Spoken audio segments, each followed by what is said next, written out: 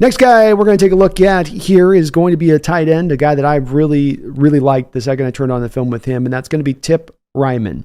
6'5", 271, almost 33-inch long arms. Check. Checks all the boxes of what you like from a traditional inline tight end size standpoint. Then he goes out and runs a 4.64, a 1.55 10-yard split, which for a guy at 271 pounds, a 1.55 10-yard split. We've got wide receivers in this draft rocking 190 pounds that can't get that quick. Keep that in mind. Good vert, okay vert, fine broad jump, 3 cones okay as far as that goes too. So, those are okay, fine numbers. Stands out a little bit here when you look at him as he was underutilized out there at Illinois. They were more of a run-heavy scheme. He did that part of things. He was a very good run blocker. He had no issues, with getting up there and getting it done. He's got nice feet. He gets in there. He can move in space and land his block if you need to move around. He's comfortable doing that. So he first and foremost is a skill set to me. He brings outstanding blocking, but he also has a lot of upside to me as a pass catcher as well. He was only targeted 24 times last year, but he caught 19 of those balls. So when you throw it to him, he makes the catch.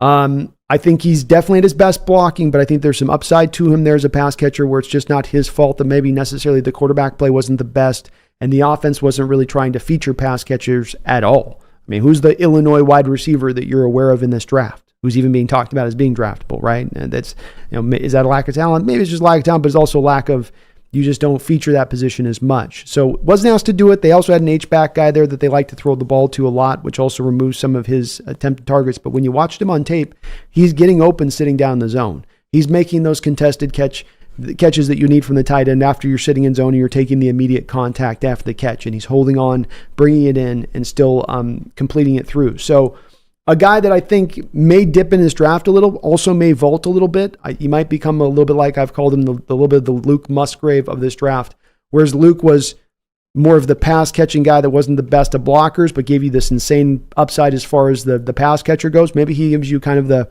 really great upside as the blocker, but then he actually can also bring some of that pass catching ability. It's just not been utilized that much. And that's one of the reasons I think he's become a bit of a sleeper in this draft. His testing numbers might vault him, but he doesn't necessarily have that production that typically for these tight ends allows him to be drafted high. And if you're getting him later on, as I know the Hawks did bring back 2 tight ends this past year, you have Fant really essentially on a 1-year deal. You could easily get out from under that deal and after a season. Pharaoh Brown is also on a 1-year deal. I know Fant signed a 2-year deal, but you can get out after one season very, very easily. So tight end is a little bit of a potential need here. And if you get one guy that dips down the draft, maybe a guy that they do look to jump on.